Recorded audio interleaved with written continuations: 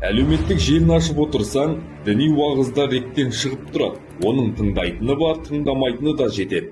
Жалпы интернеттен уағыз тыңдайтындардың құлағын алтын сырға. Елімізде діни уағыз айтатындардың арнайы рұқсаты болады. Ескеріңіздер. Сонымен қатар, рұқсат етілмеген уағызшылар да бар. Олар кімдер? Интернетті ашып ерінсеңіз, міне сізге топ 10 радикалды уағызшылар.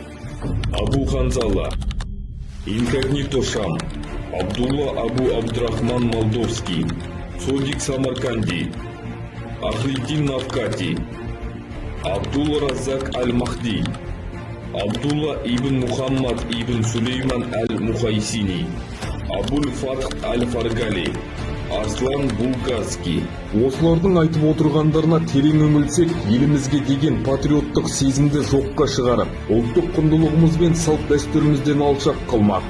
Атадан мирас болып қалған домбыра, жеті ата, сәлем салу деген секілді қазынамызды бұрмалап жүр. Санаға сақталған қазақ деген ұғымды жою үшін өз айтқандарына сендіріп, жат ағымға жетелейді. Радикалдардың айтқанына сеніп, өзге ағымның жолына түсуден өзіңізді сақтаңыз. Қорыта айтқанда, әлеуметтік желі діни білім алатын жер емес.